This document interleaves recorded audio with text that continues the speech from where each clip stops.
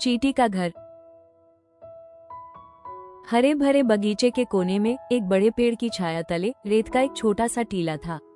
देखने में तो ये बस मिट्टी का ढेर लगता था, लेकिन असल में ये था चींटियों का घर, जीवंत और व्यस्त दुनिया।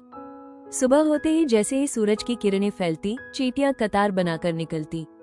कोई चावल का दाना ढो रही थी, कोई रोटी का टुकड़ा, तो कोई पानी की बूंद जो सूरज की रोशनी में मोती सी चमक रही थी। उनके छोटे छोटे पैर एक साथ चलते और ऐसा लगता मानो कोई सेना कदमताल कर रही हो। टीले के भीतर और भी आश्चर्यजनक दृश्य था।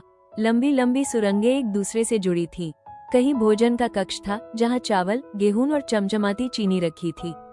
एक और कक्ष में अंडे सुरक्षित थे जिन्हें देखभाल करने वाली चींटियां संभाल रही थीं। कुछ कक्ष पहरे के लिए थे जहां सैनिक चींटियां हमेशा तैयार खड़ी थीं। ये घर सिर्फ रेत का नहीं था, बल्कि मेहनत और अनुशासन का अद्भुत साम्राज्य था। एक दिन घने बादल छा गए। तेज गड़गड़ाहट के साथ बारिश शुरू हो गई। बड़ी बड़ी बूंदें जमीन पर गिरी और पानी चींटी के घर की ओर बढ़ने लगा। लेकिन चींटियां घबराई नहीं। कुछ ने पत्ते खींचकर दरवाजे बंद किए, कुछ ने पानी की दिशा बदलने के लिए नालियां खोदी और कुछ ने छोटे छोटे पत्थर धकेलकर बांध बनाया। सबने मिलकर अपने घर की रक्षा की। बारिश के बाद एक बहादुर चींटी बाहर निकली। वो लंबी घासों पर चढ़ी, पत्थरों से गुजरी। रास्ते में एक टिड्डा मिला।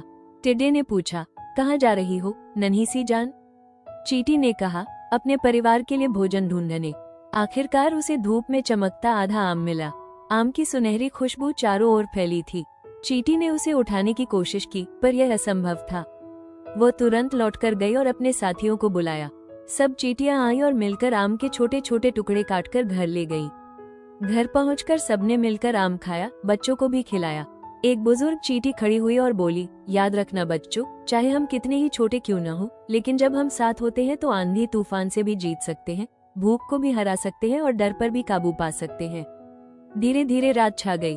बगीचे में जुगनू चमकने लगे, झींगुर गाने लगे।